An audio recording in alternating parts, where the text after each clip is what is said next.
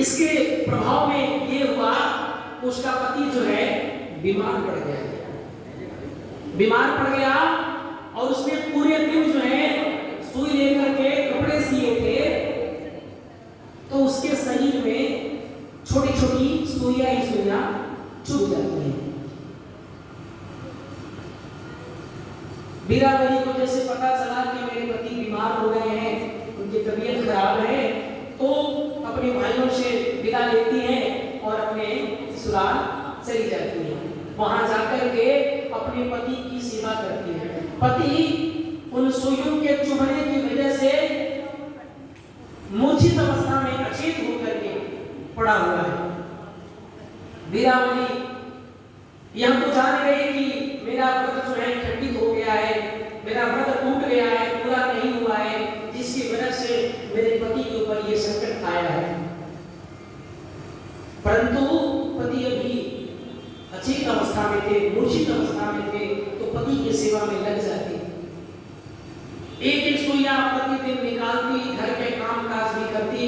ऐसे करते करते वीरावली को 1 साल पूरा बीत गया और फिर से करवा चौथ का व्रत का दिन आया। वीरावली ने कहा कि अब की बार कोई हमसे गलती नहीं होगी, अब की बार मैं नियम से करवा चौथ का व्रत करूंगी। वीरावली ने करवा चौथ का व्रत रखा अपने पति के सलामती के लिए, उत्तम स्वास्थ्य के लिए, और विधि विधान से करवा चौथ के दिन भगवान गणेश का, माता पार्वती का पूजन किया, सरगी की, बयामंसा। और जब रात्रि के समय जब चंद्रमा को अर्घ देने जाना था, तो अपनी गोली दासी को कहती है कि ए गोली, तू हमारे पति के पास बैठ, थोड़ी देर मैं अर्घ देकर के चंद्रमा को आ रही हूं। उसी समय जैसे वो अर्घ देने जाती है, वो दासी जो है, जो गोली थी, वहां बहुत सयानी थी, बहुत चालाक थी। वहां जो है फटाफट जल्दी जल्दी जो है उसके पति के सुइयों को निकाल देती है, खींच खींच करके। जैसे ही व्रत पूर्ण हुआ, चंद्रमा को अर्घ दिया, उसके प्रभाव से और सुइयां निकल जाने के कारण उसका पति अब मूर्छित अवस्था में होश में आ जाता है। जो बेहोश पड़ा था 1 साल से, वह होश में आ जाता है। परंतु 1 साल तक जो व्यक्ति बेहोश पड़ा है, उसे कुछ भी याद नहीं रहता।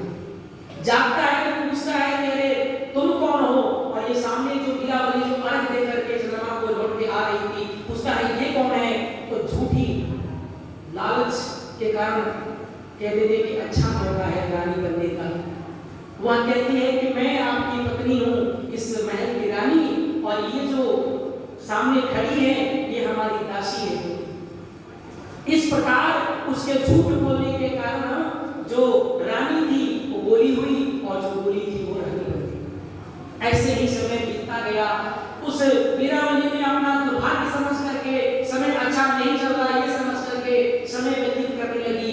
एक समय की बात है कि जो है वीरावली का पति बाजार जाने लगता है और दोनों की इच्छाएं पूछता है कि मैं बाजार जा रहा हूँ, कुछ लाना हो तो बताओ। तो जो नकली जो रानी थी, जो दासी थी, उसे पूछता है, तो वह लालच के कारण उसने बहुत सारे सामान मंगा लिए, ये भी ले आना, ये भी ले आना। परंतु जो असल में जो रानी थी, जो दासी बनकर अपना जीवन व्यतीत कर रही थी, उसने केवल कहा कि आप मेरे लिए गुड्डा गुड़िया ले आना। अब राजा जो है आता है, बाजार जाकर के दोनों के मनपसंद वस्तुएं ला करके दे देता है। फिर से खाली बताएंगे, लेकर तीना अटेरीना, तुम चरकड़ा पेरीना, बाहर पैर पामीना, सुतेला जगामीना, रुशना मनामीना, ले पीरो कुड़ी करबड़ा, ले सर्व शुभागर करबड़ा, ले कर बड़ा बनाया, जा बंदा चोली पाया, लेकर तीना अटेरीना, तुम चरकड़ा पेरीना।